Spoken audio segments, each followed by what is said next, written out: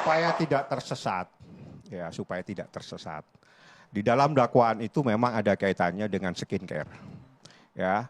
Dan di dalam dakwaan, ya kalau mungkin dia nggak pernah baca, saya kasih nanti dakwaannya terkait dengan skincare. Kalau berbicara skincare berarti ada overprice, overclaim dan yang tahu semuanya itu adalah Doktif.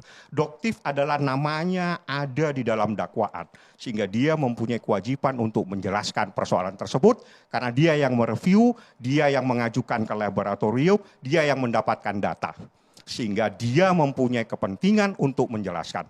Kalau dikatakan terjadi contempt of court, harus banyak belajar lagi supaya paham tentang contempt of court biar Prof nanti yang menjelaskan. Karena di dalam proses pemeriksaan itu dibawa kendali majelis hakim. Majelis hakim tidak ada masalah, kita debat.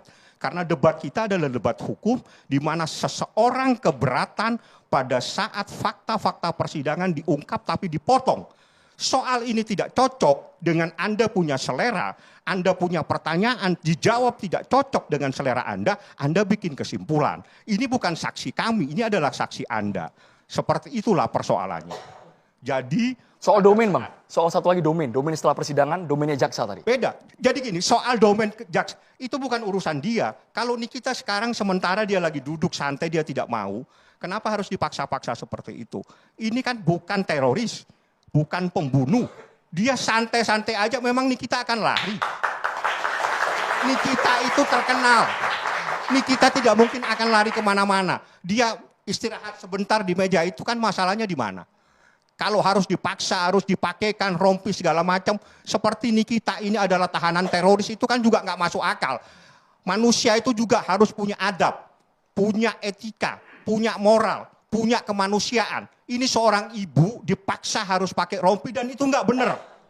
Kalau dia memasangkan rompi itu di luar pintu, itu ada pintu, belakang Anda ada pintu. Di luar pintu itu benar yang dilakukan oleh jaksa. Tapi kalau masih dalam ruangan sidang ini, apa yang dilakukan oleh jaksa itu adalah tidak benar.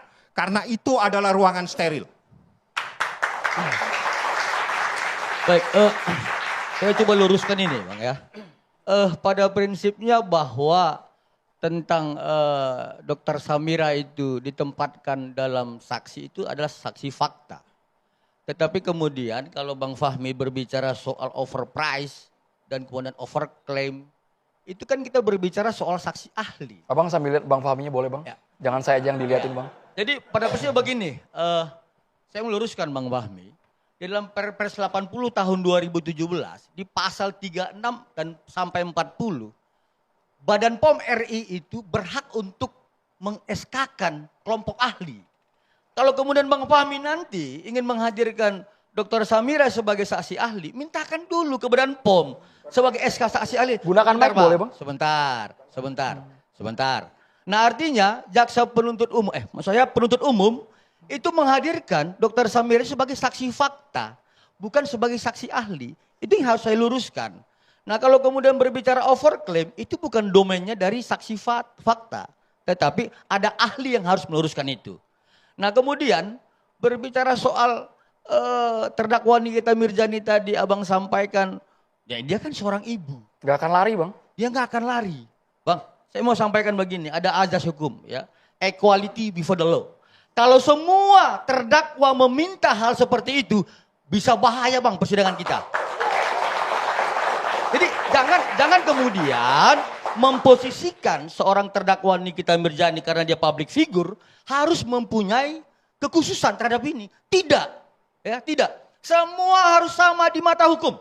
Ketika setelah selesai persidangan, maka ingat Bang, ya, berarti Undang-Undang Nomor 48 Tahun 2009 selesai, putusan hakim. Di situ berlaku adalah Undang-Undang Nomor 11 Tahun 2021 tentang jaksanya gitu. Domain jaksa harus berperan di situ. Jangan kita melawan konstitusi, kemudian membungkus ini sebagai penegakan hukum. Saya pikir demikian Bang. Kayaknya rekan saya ini tidak bisa membedakan apa yang saya katakan. Itu dalam ruangan sidang. Artinya kalau ruangan sidang itu ruangan steril. Jaksa tidak boleh seperti itu. Kalau pintunya sudah dibuka, itu ada pintu tuh. Silakan setelah pintu itu menjadi kewenangan jaksa. Itu masih ruangan steril. Prof bisa menjelaskan. Kalau ruangan steril tidak ada satupun manusia boleh memborgol, memasangkan apapun tidak boleh dalam ruangan steril. Itu yang harus dibedakan. Kalau tidak bisa membedakan mana ruangan steril, mana ruangan yang tidak steril, itu ruangan steril. Ruangan yang tidak boleh walaupun jaksa siapapun tidak boleh memakaikan borgol, tidak boleh memakaikan rompi. Karena itu adalah ruangan yang steril, ruangan yang harus dihormati. Itu adalah ruangan sidang. Kalau membedakan ini saja tidak bisa, kasihan masyarakat yang mendengarkan saat ini. Kalau tidak bisa membedakan ini ruangan apa, kasihan masyarakat. Tolong Anda belajar dulu bisa membedakan ini ruangan apa. Bapak ini berdua hadir kan? Bapak berdua hadir langsung iya, kan? Loh, saya yang mendampingi langsung. Bang Julianus lihat kan ruangannya? Tidak tahu. Jadi kalau tidak bisa membedakan ini ruangan apa, ini ruangan sidang. Kalau ruangan sidang itu ruangan steril. Setelah pintu itu menjadi kewenangan jaksa. Mau diborgol, mau dipegangin banyak orang perempuan, silakan. Tapi kalau masih ruangan ini adalah ruangan steril, hormati. Itu marwah pengadilan. Kendali penuh majelis hakim. Kendali penuh majelis hakim. Ruangan sidang itu. Oke. Itu ruang sidang. Kalau ruang sidang, hormati. Tidak boleh macam-macam seperti ini.